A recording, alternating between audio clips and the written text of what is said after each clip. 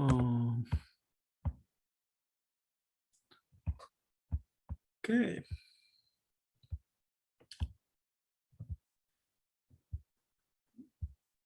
There we go. Okay. So we have reached lecture 18 of this classical Greek introductory course. And today we are going to overview the formation of the aorist and the sorry, you still on? The screen sharing isn't on that I can see.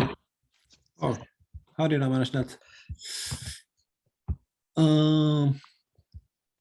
Let's take it from the beginning then. Like this. Is it on now?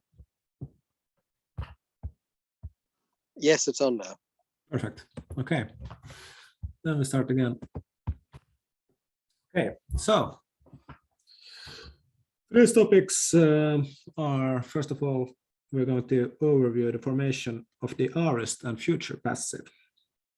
And we begin with the aorist passive and look at the forms which are formed with the infix the and the on the one hand, and e or e on the other hand. From there, we move on to the future passive, and finally, we wrap up the lecture with an overview of object clauses after verbs with the meaning of to fear, so-called verba timendi. And we are also looking at object clauses after verbs of effort. But let's begin with how the passive aorist is formed.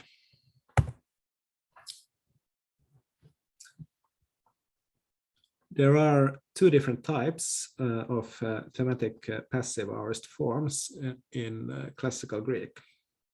The so-called aorist passive 1 and aorist passive 2.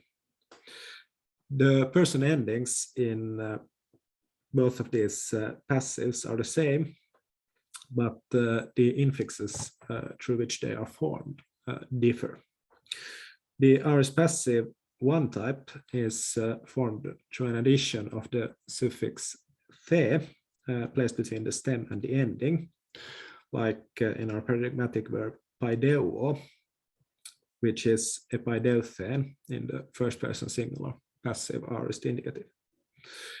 In the passive aorist 2 type, on the other hand, the infix is an e sound, pure and simple, like in the example egraphen, which is the aorist passive indicative form of grapho, I write.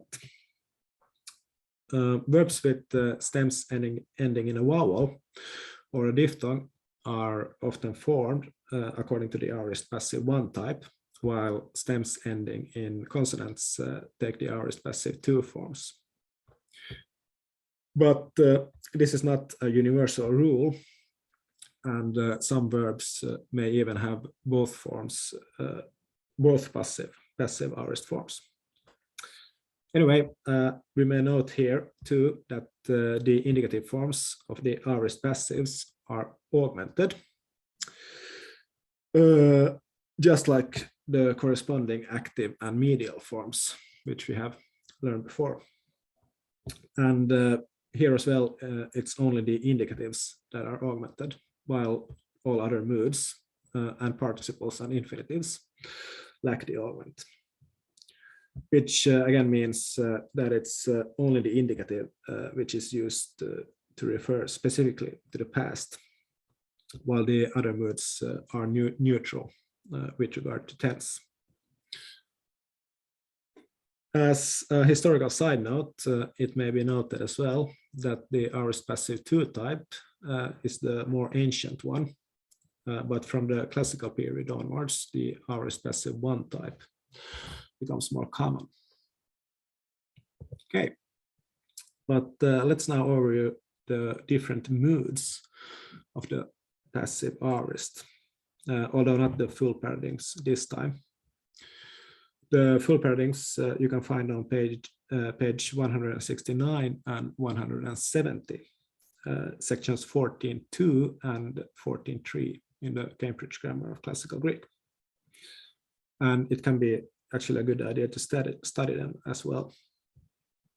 Anyway, taking our paradigmatic verb paideuo as our primary example, we have here in the first person singular indicative epaideuthe, while the corresponding subjunctive form is paideutho, with the typical long thematic vowel in the ending, which in this case actually has merged with the e sound in the aorist passive infix. And the optative then is paideutheie. So here, as you can see, the optative infix is a iota and an eta in the first person singular.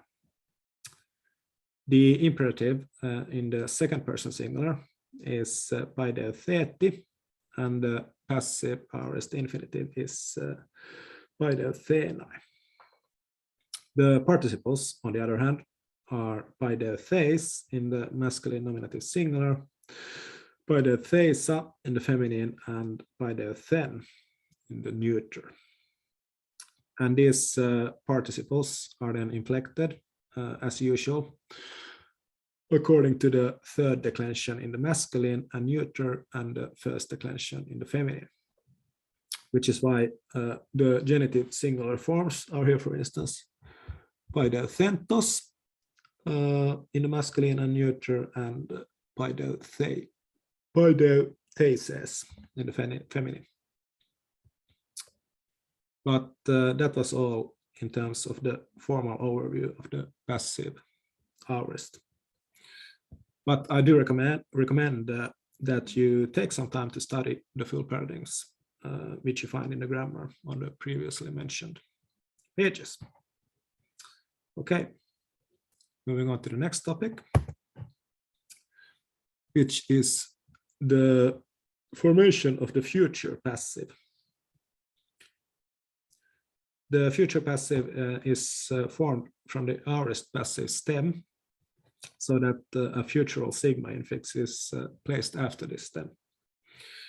And then the normal medial passive present endings are added after this sigma infix. And these are the same endings that we find in the medial future forms as well. Thus, the future passive indicative first person singular form of paideuo is paideuthesomai, and from grapho we get the future passive form graphesomai. Okay. Now we can look at the basic forms in both moods of the future passive. Because in the future tense in classical Greek, there are actually no more than two moods, since, as we have learned, the imperative and the subjunctive are completely lacking in the future tense. And this applies to the passive voice as well. Anyway, here we have paideuthesomai in the indicative and paideuthesoimen in the optative, and then paideuthesestai is the infinitive, and paideuthesomenos the participle. So as you can see, the endings are here the same as in the corresponding future medial forms, while the stem is different since it's the same as the passive aorist. Okay, that ends our overview of new verb forms for today. Next in turn, we have today's dose of syntax. And more specifically, we are going to look at a new type of object clause, namely the kind of object clauses that follow after verbs with the meaning of to fear, so-called verba timendi. Subordinate clauses of this kind are introduced with the conjunction me, which, as we have learned, normally functions as a negation, but not so here. The mood of the verbs used in these clauses vary between subjunctives and indicatives. The subjunctive is then generally used to express a happening or an action, which from the point of view of the speaker lies in the future, while the indicative is used to refer to the present or the past. So an example of an object clause of this kind with a verb in the subjunctive would be phobomai me elthosin. I fear that they will come. And oblique optatives are, by the way, also possible in these kinds of subordinate clauses, as they are in object clauses in general. And as usual, the oblique optative may occur if the predicate in the main clause is in a past tense. Like for instance, in ephobumen me elthomen, I feared that they would come. And of course, clauses of this kind can also be negated, in which the negation used is u. So then it's me u. Like here, ephobumen me u elthoien. Okay. Next, we have another type of object clause, which can be constructed in the same way, namely so that they are introduced with the me used as a conjunction rather than as a negation. These are the kind of object clauses which are preceded by a verb of effort. For instance, philattomai, which can mean I am on my guard or I take care. And here as well, the verb in the subordinate clause may either be in the subjunctive or the indicative mood, or even the optative in case that an oblique optative is called for. And if the verb in the object clause is in the indicative, then it's usually a future indicative. And introducing conjunction is then actually hopos followed by me used as a negation. But let's quickly overview two examples of subordinate clauses of this kind. The first one is with the verb as a subjunctive and me functioning as a conjunction. And the example we have here is from Aiskala's play The Suppliants. Philaxai me thrasos tekee phobon. Here, the verb form tekee is a second aorist subjunctive form of the verb tikto, which can mean to bring forth or to breed, while philaxai is a first aorist second person imperative of philattomai.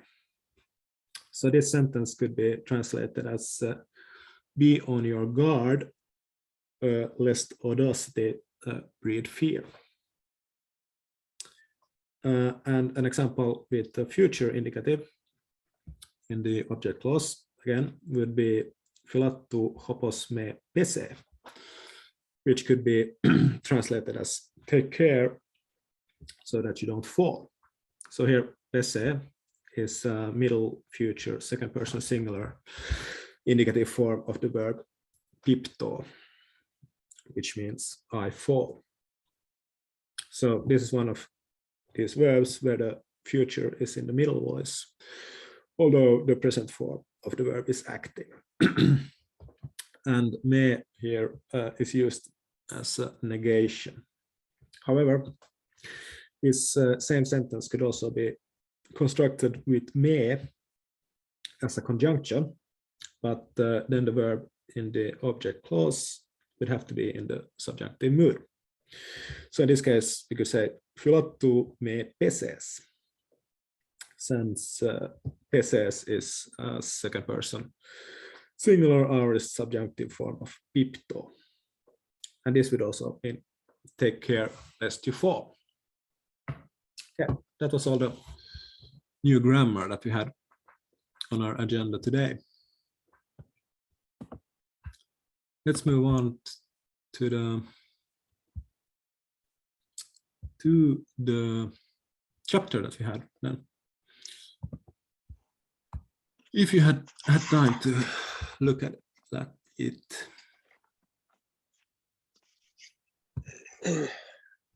Should start. Yes, I am. Do you see the? Yes, there we are. It's now like this. I don't understand. Yeah. There we go. Okay. I can still just see the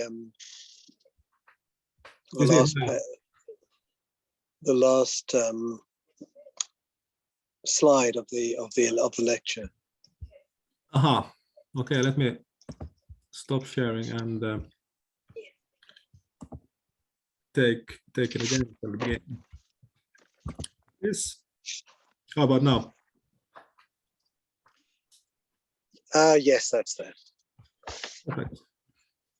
So again, it was a rather lengthy chapter, but you've had time to look at it at some parts. I got down to this. I got down to the swallow, just past the end of the swallow. Okay, well that's a lot. Okay, let's see what we have here then. The first one is grave inscription. Yes, so the earth brings forth everything and enfolds back again. So yeah. Enfolds it back, enfolds everything again. Yeah, that could be a working translation, yeah. Yeah. Then the next bit I found, so I've translated as therefore a person must not groan or cry, be caught from the earth and sinks into the earth. So yeah, I'm not, everything comes from the earth and sinks into the earth, but I wasn't sure the exact literal translation there. Yeah, that could be one possible translation, I would say. So this is the mood here. What's the mood here in Stanachai? Subjunctive. It looks like optative to me. Exactly. Yeah. So it's like a negated volatile optative, maybe optative. Yeah. So therefore someone may not. How did you translate stonachoi again? Stonacho. I said groan or cry. Yeah. Cry. Okay. Yeah. Therefore, exactly to Enaka. Therefore, someone may not cry.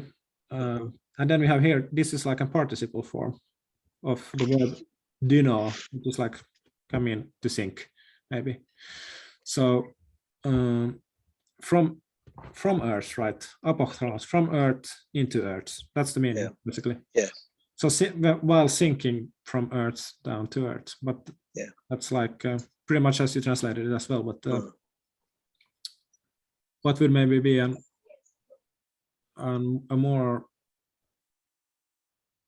better translation into English? I don't know. So maybe the one that you gave could be. Yeah, I mean, it sounds almost a Christian sort of phraseology. So you'd probably say, out of the earth, sink into the earth, or whatever. Yeah, it is quite Christian. I'm actually not sure from which era this is. It could be Christian actually, but I don't. I have to see if I have if I find the book here. I could check it quickly. If it's in the commentary from which age it is.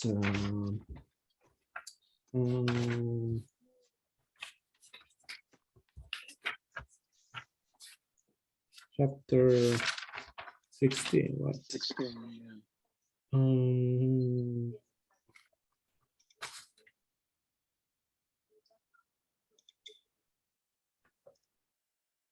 It's not mentioned here. No, it's not unfortunately. It's not mentioned. Okay. It may be possible to find it in online. I have to check if I find it online and see it from. Yeah. But it does sound rather Christian. It does. Yeah. So So the yeah. last bit I put as whenever you toil, this is the end. So Yeah. Exactly. Toil or suffer. Any of these is possible for. So this is an kamino is the basic form of the word. So this is an aorist form of the word. Yes, so it's a subjunctive, is it? Subjunctive, exactly, which you recognize by this long thematic vowel here. Aorist subjunctive form, exactly. And then we have this temporal conjunction, which means when, or I mean when, for instance. Yeah, when you suffer, this is the end. Yeah, exactly. So I don't know if it's that Christian, actually. Isn't it more? It sounds pretty Greek. It's like it's this kind of Americania way of thinking. Yeah. Well, everyone dies, and that's not to sink it down into the earth again, and where it came from. Yeah. That's it. Yeah. Then we have an description of how this one is completely unreadable, but then we have this description of how a blind boy has been cured. We have something here. Actually, I remember seeing that the illegible stele up there. I remember seeing it in Athens. This one. Oh. Yeah, the one with the soldier. It was it's at the Keramakos, at the cemetery there. Yeah, it's the grey monument of Dexileos. Yeah, it's quite an impressive. Where is it? Carving. Do you remember? It's in the Keramakos in the cemetery at Athens. Well, in fact, to be fair, I think the original carving is in the museum. Okay. They've got a massive cast, an exact cast in the cemetery. Okay. Oh yeah, I don't remember if I've seen it. I've been to Athens a few times, but I don't think I've seen that one. I have to check it out next time I'm there. Yeah, no, it's quite impressive. Mm. So the blind boy. Lisson of Hermione, a blind boy. Yeah, exactly. That's it. Kutos, this boy, in a waking state. Yeah. While awake. Yeah. Army is in a waking state. Exactly. Yes. Yeah. After his eyes were treated by a dog. Treated, exactly. So this therapy woman is treated. Yes. Yeah. Yeah. By a dog at the sanctuary, or. Yeah. At the sanctuary, exactly. So this is this is an Iolic form or Western Greek form of hieron, which means sanctuary, temple area or sanctuary. Yeah. Went away healthy. Exactly, went away healthy, and healthy with regard to what? Tus optilos. So this is an accusative plural form of. It was with regards to his eyes. Yeah. Regards to his eyes, exactly. So optilos is ophthalmos is the Attic Greek form. So this is optilos is a dialectal form of ophthalmos, which means eyes as well. So this is the kind of accusativus Graecus use, or accusativus limitationis, that's different names, or accusative of respect also. So it's like an accusative not used as an object, but rather as an adverb, or to qualify some other verb or noun. Okay. So then we have something about a story about the holy fishes in the stream or in the river Kalos in Syria and their protection. So like Cyrus marched out 4 stages, 20 parsecs to the Kalos River. Yeah. And then?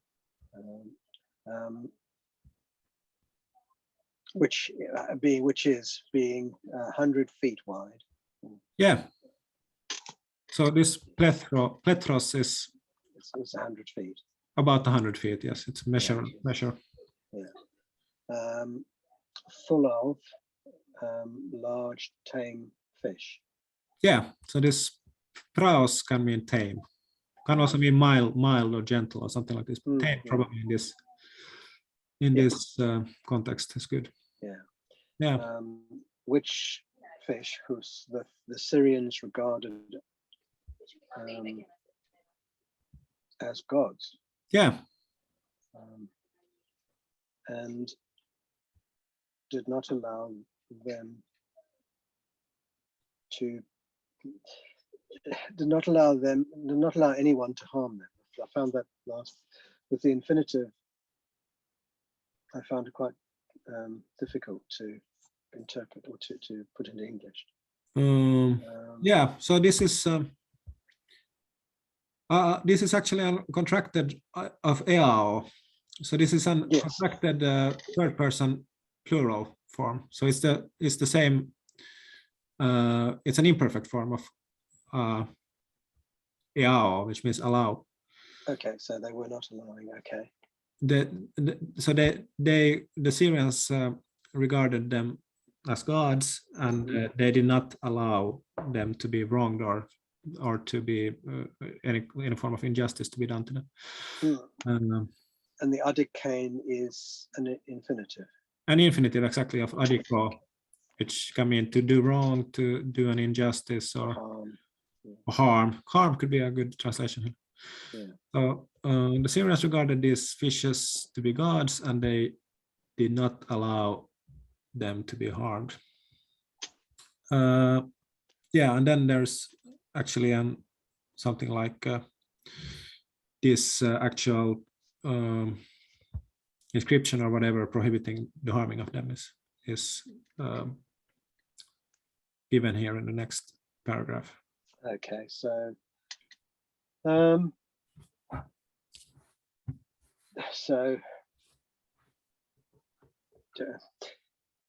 do not harm the fish of the temple. Yeah, it's actually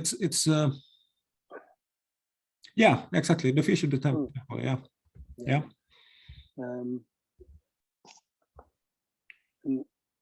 Nor the utensils of the god be damaged. Mustn't harm the fish of the temple must not be harmed, nor the utensils of the god be damaged or taken from the temple by theft. Yeah. So the goods, the household goods, or the utensils. Exactly. So don't take anything. Yeah.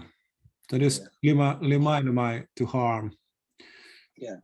The utensils can be a good translation of scale. But I said that. Yeah, damage the utensils or nor taken from. This epikloppe by theft, as you said. Theft, yeah, taken from the take. Pharaoh, take. Yeah. So then a person, a person doing this evil had two times. So any person doing this evil, and then the kake exole, it's about Apollo is it's utter will be the person doing this evil is undone with utter destruction. Yeah, that could be some translation. Yeah. It's a bit difficult to translate it very literally. This kakos hotuton tipoion. So the one probably could be the use of this definite article here. Yeah. So it's like a demonstrative use or used as a pronoun here. The one tuton of these something doing. So the one who does any of these preceding prohibited things, bad, true, evil, utter destruction, may he die. but this kakos is a bit difficult to. Probably the meaning is like he is bad.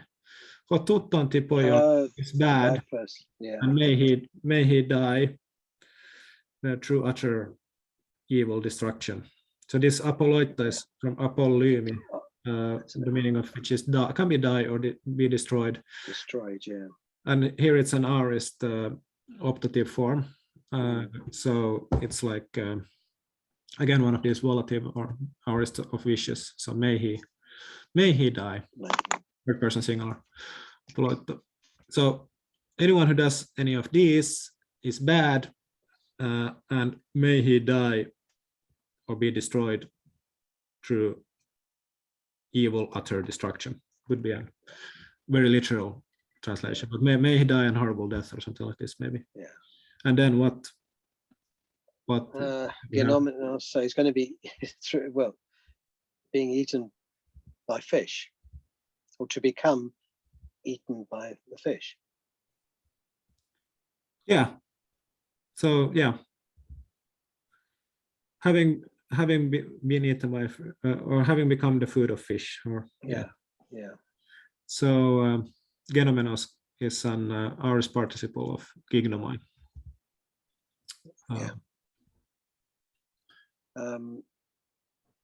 So I said that aorist participles are usually used to give expression to an preceding completed action, but it's not always the case. Sometimes it's also just can be a so-called circumstantial use of the aorist participle, and I think this is what we have here. So it's like being, meaning would be maybe something like being eaten by fish, as you said. Yeah.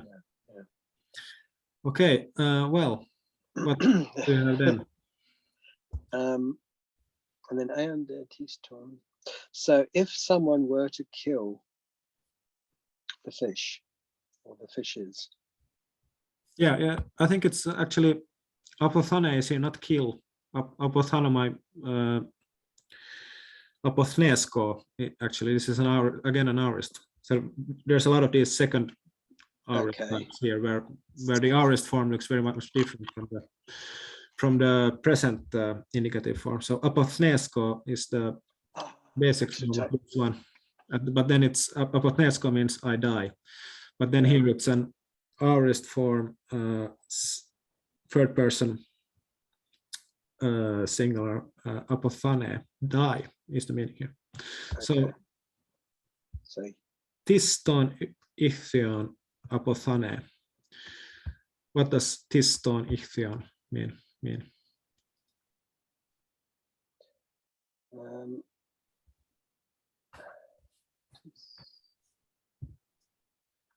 Well, so ton ichthion is of the fish. Yeah, and this is like a indefinite pronoun, so any or some or one. One of the fish. Okay. Yeah. Okay. If one of the fish dies. Yeah. Exactly. If one of the fish dies, immediately on this altar.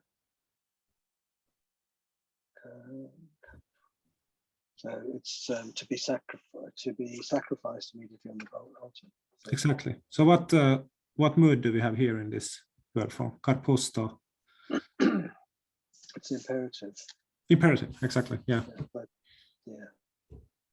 So may it be sacrificed immediately or on the same day could also be. So it's the fish is going to be offered on. Yeah, exactly. Okay. I thought it was that if somebody killed the fish, they're going to be dumped on the altar. So okay, that makes more sense. No. This is just if one of the fishes happen to die, I think by like by natural causes. Yeah. Probably also if it's killed, it must be sacrificed as well, I guess. But but then also the killer must be sacrificed by being thrown to the fish. But yeah, if any of the fishes dies, may it be sacrificed on the altar on immediately or on the same day. Yeah. Okay. Then we have this swallow, the bringer of or the the heralder or whatever, the messenger of the spring. Mm. So did you have time to look at this at all? yes. So the first person is saying, look a swallow. Exactly. Yeah. The next one says ne ton Hercule. Now, that's just yes by Hercules or by Hercules? Yeah, by Hercules. So that's like an kind of exclamations that they often had. Ne ton dia is either by Zeus, or Socrates said ne ton kina, which is by the dog. Yeah. And then Arti, there it is. Yeah. Arte. And the last person says spring already. Yeah, exactly. Yeah. Exactly. Yeah, that's it. And then the little verse, I sort of started this, but so it's come swallow. Yeah. Kalas.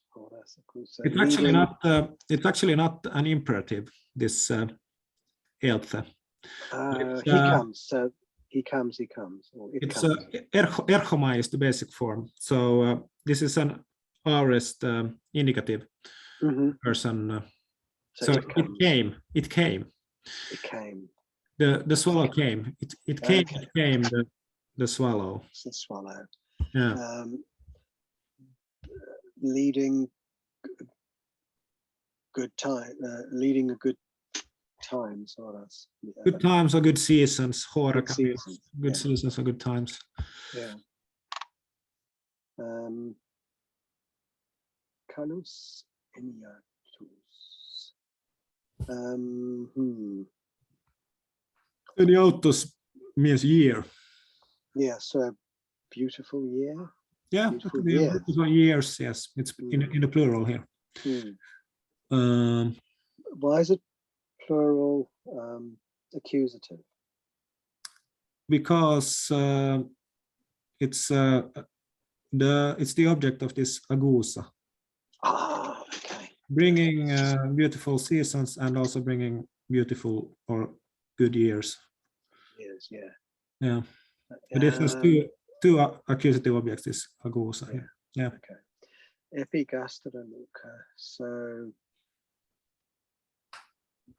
white stomach. Epi. Yeah. On. So epi is around or. On can be. On. Yeah. On white stomach.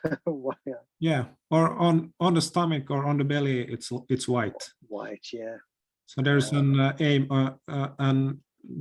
verb form of the verb eina here, which is missing. Esti epigastera leuka. It is white on the stomach. And on the back is black. Exactly. On the back it's black. Okay, and then we have this last one, which you maybe haven't reached, but I didn't really get to it. Maybe we can leave it, and I'll send a translation. Okay. About that tomorrow, and you can look at it. Okay, that's fine. If you like yourself, then. Good work. Otherwise, this was a lot of content again. Yeah, well, I was playing catch up, trying to do last week's as well. So. Really? Oh, but don't panic about translating just everything. I mean, you don't have to feel that you have to translate every word like that. Although I did the same, I think, with my first Greek textbook, but this is not, of course, your first Greek textbook. But I think I translated every word that was in the whole book. Well, I just find it, the more you do, the more you get back into it. That's it. That's the whole thing. It's like what I've realized is that it's the people who thrive in classical languages aren't usually the ones who are maybe, at least this applies to me, who are the most gifted maybe when it comes to anything, but the ones who just are, unwilling to give up. Yeah. You just continue fighting until you have. Yeah, I think you just have to be stubborn. Stubborn, exactly. Yeah, the ones who are more stubborn, they are the ones who try the classical language. Yeah. Okay. Yes. Well, thank you very much. Thanks for today, and hope to see you next week. Yep. See you next week, hopefully. Yeah. As long as we haven't been blown up by Russia. Yeah. Well, let's hope for it. Yeah. Bye-bye. Okay. Cheers.